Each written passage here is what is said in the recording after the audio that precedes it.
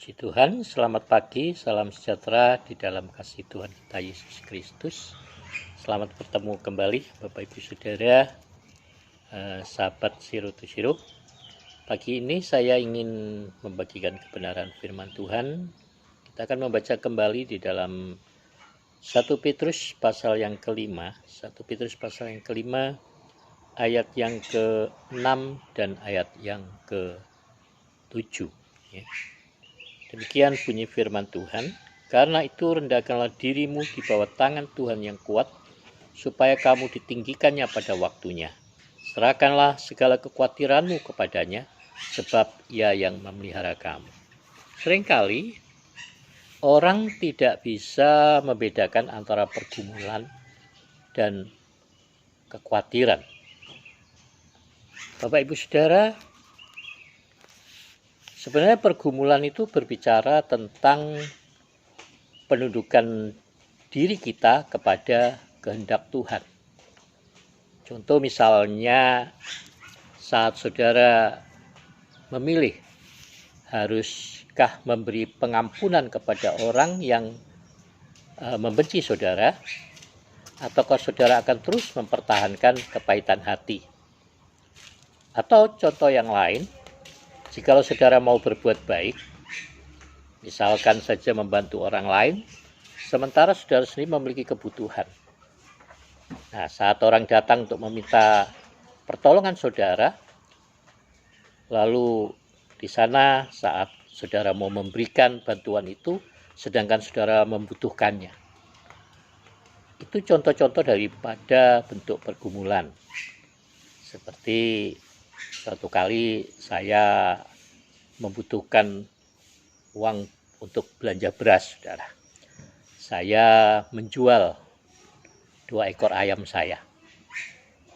Tetapi ketika saya kembali pulang, tahu-tahu ada orang di depan rumah mau meminjam uang untuk membayar sewa rumahnya.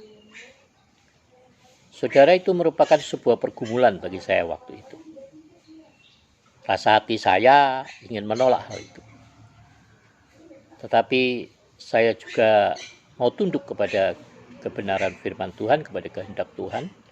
Sehingga pada saat itu, ya meskipun saudara saya nggak rela sebenarnya ya saat itu, tapi saya menundukkan pikiran saya, menundukkan ego saya, dan saya menyerahkan uang itu kepada orang tersebut.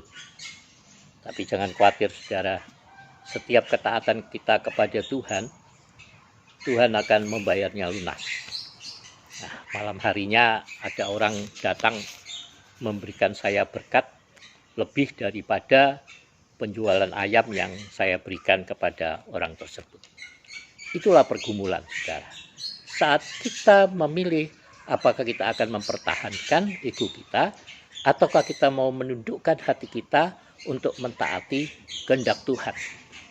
Tetapi untuk masalah kehidupan, bentuk-bentuk kekhawatiran di dalam hidup kita harus belajar untuk menyerahkan segala kekhawatiran kita kepada Tuhan. Satu contoh, beberapa hari yang lalu ada seseorang yang menelpon saya mengatakan bahwa dia sangat khawatir akan suaminya yang positif dalam rapid test coronanya. Jadi dia katakan bahwa dia menangis terus di dalam beberapa hari itu, mengkhawatirkan keadaan suaminya. Dan suaminya pun, mereka pada waktu sebelumnya ya, karena mereka bekerja di dinas kesehatan, ada dokter perawat yang positif menderita COVID. Lalu ketika mereka mendengar berita itu, mereka menjadi sangat khawatir, sehingga menimbulkan kecemasan dan asam lambungnya menjadi naik. Apalagi sesudah diketahui bahwa suaminya itu positif di dalam rapid test dan harus mengarantina dirinya. Pada waktu mereka menelpon saya menelponnya kembali dan saya meneguhkan hatinya untuk dia berani menyerahkan dirinya kepada kehendak Tuhan, untuk dia berani memperkatakan imannya, saudara. Dan puji Tuhan, jadi setelah beberapa hari kemudian, ya, dia menelpon saya kembali, lalu sedikit juga menyuarakan kekhawatirannya tentang apakah hasil positif ini negatif atau positif. Lalu saya katakan kepadanya, jadi kamu mau yang mana? Hasilnya positif atau negatif?